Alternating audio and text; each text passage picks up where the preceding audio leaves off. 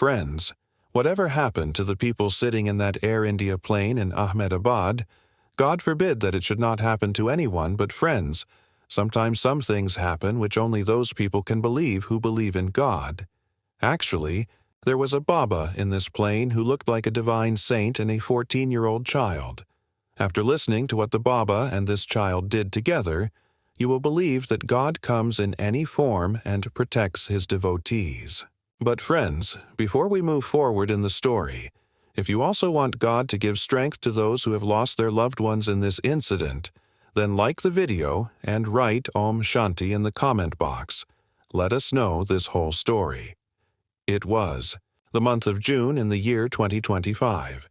The heat was at its peak, but there was a different bustle at the Ahmedabad airport. Air India's special flight AI 719 was ready for London's Gatwick Airport.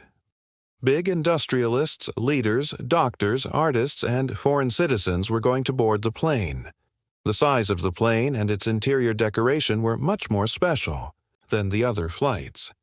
It was a charter-type flight in which only invited or special category passengers could travel. Meanwhile, a person standing near the boarding gate was attracting everybody's attention.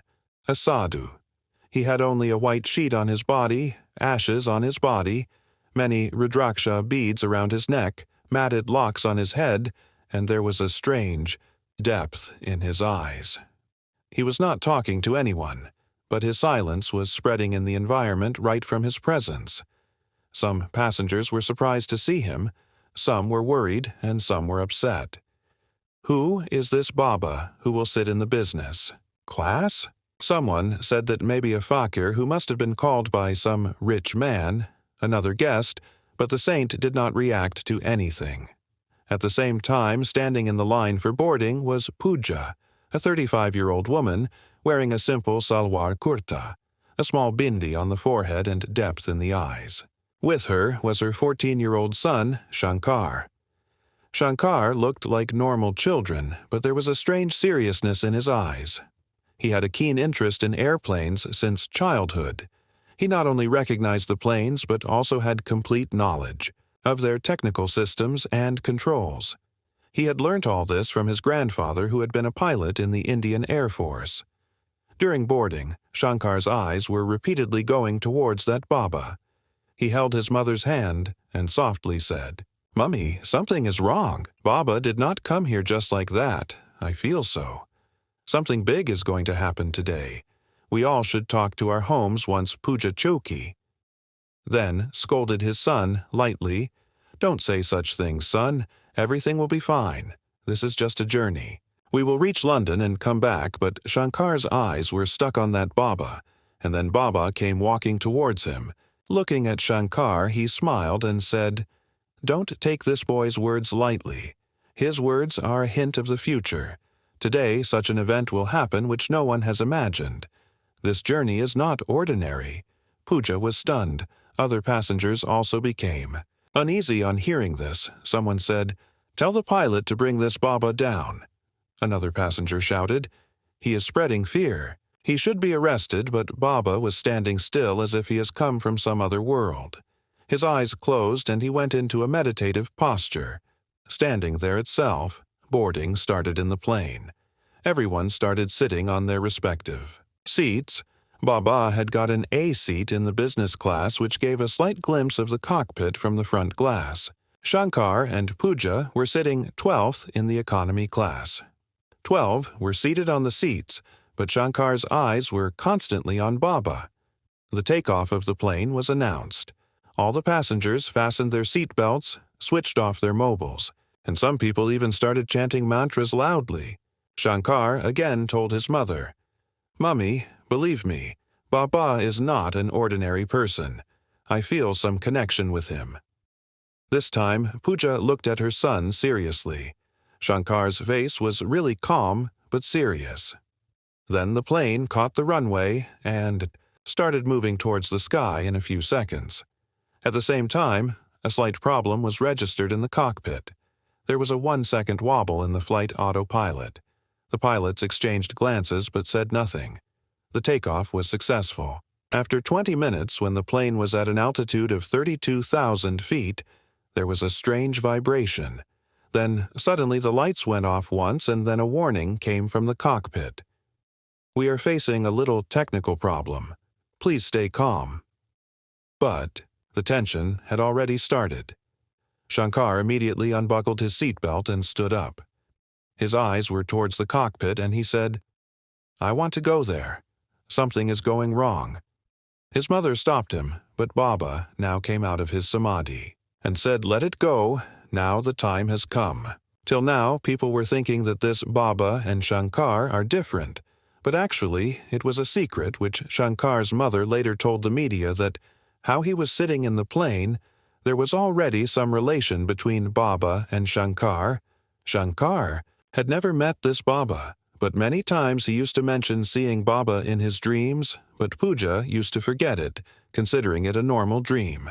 Actually, Shankar, whom people were considering as an ordinary child, that child was actually a miracle of God, and now he was going to do something which will make people believe that God can be in any form. When he has to help his devotees, he can come in the form of a child also. Before knowing what Shankar did by going into the cockpit, you should know why we are doing this. It is said that God can be in any form. When you listen to the journey of Shankar from his birth till now, you will also be convinced that this Shankar is not an ordinary child, but a form of Lord Shiva. Shankar was not born on an ordinary day. It was that night when there was a strange commotion in the whole village. Dark clouds were thundering in the sky. Lightning was flashing continuously, and it seemed as if some invisible power was moving in the air. The time of Pooja's delivery was near, and the doctors in the only government hospital of the village were also nervous. As soon as Shankar was born at exactly 12 ding in the night, lightning, she left, but with her a light blue light spread in the whole room. All the nurses were looking at each other. The doctor's eyes were wide open because the child had a deep and clear trident mark on his right arm since birth. Pooja was in an unconscious state, but as soon as she regained consciousness, she took the child in her lap and shuddered as soon as she saw it. "What is this, doctor? How did this mark appear on his hand?" The doctor had no answer, but at the same time, the old priest of the village reached there. He saw the child and said that this is not an ordinary child. He was born at such a time and with such a mark which is described in the Puranas. Pooja asked nervously, "Is this a bad omen, Pandit?" "Gee." The Pandit smiled. "No, daughter, this is a blessing. The trident is the symbol of Shiva. This child is not an ordinary soul. He has been sent to earth with a purpose." A few days later, an incident shook the whole village. Pooja had gone to the temple with her newborn. As soon as he crossed the temple threshold, the bells started ringing on their own. The bells started ringing and the priest came running. Everyone saw that the door of the temple, which was closed for years, opened automatically. From that night onwards, the perception of people in the village changed. Now, both curiosity and respect for Shankar had increased, but Pooja knew that she had to protect her son. She soon decided to leave the village and went to her father's house. She went to the house of Colonel Vijay Narayan, a retired pilot from the Air Force. Colonel Vijay's house was in a quiet cantonment area near Delhi. Shankar spent his childhood there, but his childhood was also not ordinary. Where other children played with toys, Shankar made models of small planes, spent hours in flight simulators, and read technical manuals instead of pilots' comics. Colonel Vijay found this strange at first, but when he saw that, at the age of 5, Shankar explained the entire cockpit system of Boeing 787 in a perfect manner, he was also shocked. He started training him secretly and got permission to play with old simulator documents and control systems of the Air Force. Shankar had one more speciality. He often saw dreams at night, but these dreams were not ordinary. A Baba used to come. In them, with matted hair, wearing a calm rudraksha, he did not say anything. He would just make gestures. Once Shankar had a dream that Baba was holding a pen in his hand. He is handing over the trident to Shankar and saying that your time has come. Prepare to go up. This dream kept coming again and again, and every time Shankar would wake up and look at his hand where the same birthmark was there. He asked his mother, "Mummy, who am I? Who is this Baba who calls me?" Pooja did not say anything, just kept caressing his head. She was afraid that this knowledge might make Shankar grow up before time. When Shankar was 10 years old, one day he was standing with his grandfather at Delhi airport. There, they narrowly saved an accident. A small charter plane had lost control on the runway. The security staff was in a panic. Then Shankar looked towards the control tower and shouted, "Its landing gear is not locked. Divert it to the alternate runway and deploy the emergency form." The staff was shocked. "Who are you? How do you know all this?" Shankar replied, "I don't know how, but I know everything." Later, when the plane landed safely, the control tower officer himself came to Shankar and said, "You are not an ordinary child. You have the vision that comes from years of training." Shankar was only 14 years old, but his mind worked like an experienced pilot, and this was the reason that when the ticket was booked for the flight from Ahmedabad to London, Shankar insisted his mother that I will definitely go in this flight. I don't know why, but my mind is saying that I will be needed there. Pooja thought maybe it was just an excitement, but when she saw the confirmation of the ticket, she was shocked. An A seat in the business class in the sector right in front of her was reserved in the name of that Baba Rudranath, the same name that Shankar used to hear repeatedly in his dreams. This was not a coincidence.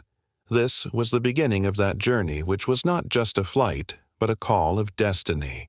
And now, when the plane was in the sky and the technical warnings had started, then that sadhu came out of samadhi and said, "Let it go. Now is the time." Now Baba and Shankar had the lives of 200 people in their hands. People were looking at Baba with inferiority complex, but they did not know that in the next few moments Baba was going to do something which they would not have imagined, even in their dreams. Earlier, nobody had any information about this Baba, but now everything had come. In the media. Actually, this Baba was known by the name of Rudra Baba, but no one knew what his real name was. There was no idea of his age. He looked to be 50, but there was the peace of 100 years in his eyes. There was amazing balance in his walk, and it seemed as if the secrets of many ages were hidden in his silence. Nobody remembers his first darshan. There were many stories. Some said that he descended from a cave in the Himalayas where only meditating yogis can survive. Some said that he was first seen near Kailash Mansarovar when a heavy snowstorm suddenly calmed down around him. But one thing was common in all of them. Wherever Baba went, something unusual definitely happened. It was 5 years ago. There was a village in the desert of Rajasthan which was devastated by drought. There was no crop or water. The villagers sent letters for government help, but no one listened to him. Then one day a Baba with matted hair was seen on the border of the village. The villagers thought that maybe he is a madman or a saint who has lost his way. But that night something happened which shook everyone's faith. Baba went near the well of the village and just sat quietly. Eyes closed, hand gestures steady. There was no movement for 3 hours. Then suddenly the sound of water came from the well. People ran and saw that the well, which was dry for years, was overflowing. The stream of water reached up to the top. People started crying. Some fell at Baba's feet. Baba did not say anything. He just said this, "The water is yours. I have just awakened the confidence within you. Till you keep considering yourself weak, nobody can do anything." After this, Baba left from there. Another incident took place in Kashi. Baba was sitting near the ghat. Then a man came shouting, "My son has drowned." People gathered to save him. Nobody could do anything, but Baba opened his eyes and looked towards the ghat. In a few moments, a small child came swimming out from the waves, unconscious but alive. People looked at Baba, but it was as if he had done nothing. From here started his mysterious journey, sometimes in the snow, sometimes in the jungles, sometimes in the fort. But there was one more thing. He always seemed to be searching for someone special. Whenever someone asked him, "Where are you going, Baba Jirenya?" he would just say that he is about to come. His journey has begun. People could not understand who he was. But Baba's faith was unshakable. He kept drawing the same type of picture, everywhere: Trishul, plain, and a small child. Then, one day, in a temple of Benares, Baba announced in a saints' gathering that now the time is near. That child who has Trishul on his arm has come to the earth, and when he will face the crisis in the sky, then the balance of this universe will be decided. People laughed. Some called him mad, but Baba did not care. No, he told one of his disciples that he had to take a flight from Ahmedabad to London. He would meet that boy there. The disciple asked how would he recognize him. Baba smiled and said that he would recognize me because our souls are related to the past ages. We are not just meeting, we are going towards a reunion. When Baba reached Ahmedabad airport, the security guard stopped on seeing him. His attire was not like that of the people sitting in an airplane, but he had a boarding pass for an A seat in the business class. Some rich person had booked a ticket for him. This was the name of Sri Aran Mishra, who himself was an industrialist engaged in spiritual quest. Baba never asked for anything, but people gave him everything. He used to give without saying anything. He went straight to the gate and stood in a calm posture. Many people felt uncomfortable seeing him, but some saw something in his eyes which was not there anywhere else. He met Shankar for the first time there, but Shankar had already recognized him. No words were spoken between them, but it was as if a conversation had already taken place. Baba smiled, and Shankar's hand automatically went to his arm, where there was a mark of trident. Baba understood that this is the one for whom he had done penance for years, whom he had seen in his dreams since childhood. This is the child who will one day decide in favor of humanity in the divine test. And when the plane came into trouble after takeoff, Baba was not surprised. That moment was already decided. When the passengers blamed him out of fear, he did not say anything. His eyes were on Shankar because this was the moment where history was about to be rewritten. The flight was now about 45 minutes long. The plane was at an altitude of 33,000 feet. The sky was clear, and some passengers were dozing off. Everyone was taking pictures of the plane, but the eyes of some were still fixed on Baba. He was still, sitting very quietly on his seat in a meditative posture. But Shankar's eyes were not just on Baba, but were now focused on every movement in the plane. Shankar's eyes were also on the environment outside the window. Nothing seemed normal to him. There was a slight instability in the direction of the wind, and the plane's engine suddenly started running with some intensity and then slowly. Then a strange sound came inside the plane. A jolt which was slight but not worth ignoring. Some people got up and sat down. The captain's voice came on, the intercom. "Dear passengers, there is nothing to panic about. There's just a slight technical instability. We are looking into it." But this instability was now gradually deepening. The cabin lights blinked twice. The sound of air circulation became abnormal. Some passengers started asking questions to the crew. Shankar held Mapuja's hand tightly and he said, "Mummy, what is going to happen has already begun." Pooja got scared. She could not even imagine that her 14-year-old son is talking like this with so much confidence and seriousness. Shankar unbuckled his seatbelt and stood up. His eyes were now directly towards the cabin of the plane. He knew that something very big was about to happen. Meanwhile, sweat was clearly visible on the faces of the pilot and co-pilot. Red lights started flashing one after the other on the control panel. The autopilot stopped working. The radar signals started breaking, repeatedly. Some systems were completely frozen. The captain wanted to contact the control, but the communication had been lost. The co-pilot extended his hand towards the panic button, but then the whole system went black for a few seconds. Meanwhile, Baba opened his eyes. He looked directly towards Shankar, then bowing his head, said softly, "The time has come." Shankar seemed to be inspired by some invisible PTT